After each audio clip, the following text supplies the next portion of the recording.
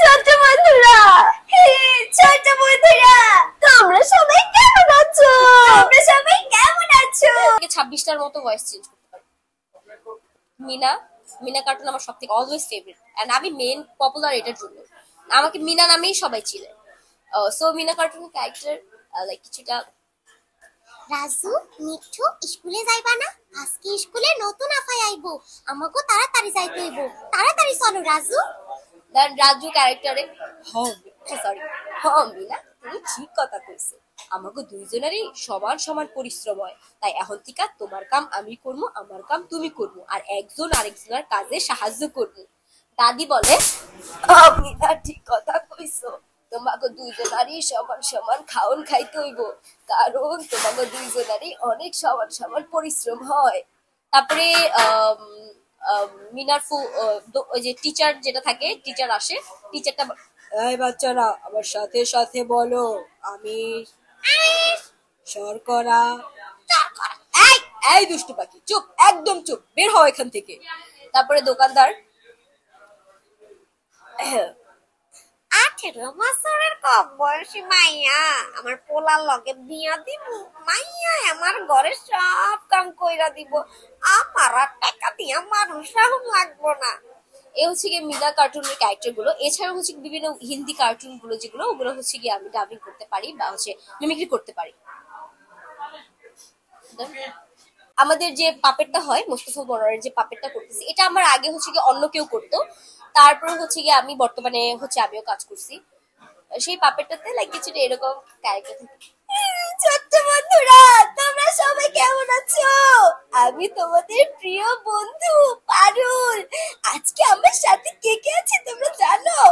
আমার সাথে আছে তোমাদের সবার পছন্দের বাউল ভাই আর গিট্টু। আচ্ছা বন্ধুরা, তোমরা কি জানো গিট্টুর নাম কেন গিট্টু রাখা হয়েছে?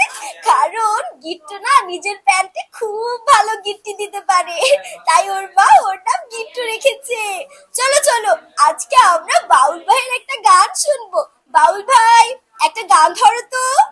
তারপরে ওটাতে আরেকটা পাখির ক্যারেক্টার আছে, ময়না পাখি। ময়না পাখিটা লাইক এরকম কথা বলে। পারুল, তুমি ঠিক বলেছ। এই যে গিট্টু আর বাউল ভাই সারাদিন ঝগড়া করে। ওরা ওরা এত ঝগড়া করে কেন পারুল? দেখো প্রকৃতি কত সুন্দর, প্রকৃতির মাঝে কি এই ঝগড়া ঝাঁটি এগুলো মানায়? তারপর আরো অনেক অ্যাডভার্টাইজমেন্ট আছে, অনেক কার্টুন আছে যেগুলো হচ্ছে বর্তমানে কাজ করতেছিলাম। এখন আপাতত আমার অনেক কাজ বন্ধ। আমি বাংলা ডাবিং করি, নিনজা হাতুড়ি, তারপরে হচ্ছে আপনার কিমন, যেগুলো হচ্ছে ইন্ডিয়ান কার্টুন গুলো আমাদের বাংলাদেশে ডাবিং করা হয় বাংলাতে, ওগুলোতে ডাবিংও করতেছি। এইভাবেই যাচ্ছে। আর বাকি পাশাপাশি যেসব প্রফেশন আছে, অ্যাক্টিং বা আদার প্রফেশন, মানে আমার ফ্যামিলি মেম্বাররা, আমার বড় বোন থেকে শুরু করে সবাই আমাকে নিকনেম দিয়ে রাখছে, সেটা হচ্ছে পটকা। কারণ আমি ছোটবেলা থেকে খুব দুষ্টু টাইপের ছিলাম। এই জন্য না, আমি কখনো সাধারণত কার্টুনের প্রতি বেশি অ্যাডিক্টেড, তো কার্টুনের ভয়েসই বেশিরভাগ মিমিক্রি করছি। এছাড়া হচ্ছে কি মানুষের ক্যারেক্টারটা অতটা আমি কখনো ট্রাই করে দেখি। বাবাকে মিমিক্রি করতাম ছোটবেলাতে খুব। বাবা যখন থাকতো তখন আমার বাবা খুব রুড দিত, খুব টাফ একটা পার্সন। তো বাবা যখন বাসা থাকতো না, তখন মাঝে মাঝে বাবাকে মিমিক্রি করতাম। বাবা কিভাবে কথা বলে, আমার দাদা কিভাবে কথা বলে, এগুলো মিমিক্রি করতাম। বাবা বাবা আমাকে ফোন দেয় যখন, হ্যাঁ বলো, হ্যাঁ হ্যাঁ খাইছি। না তোমরা ফোন দিবা কেন? বাপের খবর নেওয়া লাগে? তোমরা বড় হয়ে গেছো, মাইয়া মানুষ, তোমরা তোমাকে ওটা বেশি ভালো বুঝো। বাপ্পার খবর লয়ে তোমরা কি করো? ঠিক আছে ঠিক আছে রাহি, তোমরা তো কল দিবা না, আমারই কল দেয় না, থাক বাদ দাও, তোমাদের বইলাও লাভ নাই। মানে আমার বাবা সবসময় রাফ আর টাফ ভাবে কথা বলে যখনই ফোন দিয়ে। এমনিতে ফ্রি যখন সামনাসামনি থাকি, দুষ্টুমি করি কোনো টপিক নিয়ে, তখন খুব মজা করে আমার সাথে। বিকজ অনেকটা লং টাইম পর বাবার সাথে সবকিছু নর্মাল। এখন তো সবাই অতটা আদর করে, বেশি আগের থেকে বেশি আদর করে বলবো। তো বাবার সাথে এখন সম্পর্কটা খুবই ভালো, মিষ্টি। আমি আগে আমি লুকায় লুকায় বাবাকে মিমিক্রি করতাম, বাট এখন আমি বাবাকে লুকায় লুকায় মিমিক্রি করি না, এখন আমি বাবার সামনেই বাবাকে মিমিক্রি করি।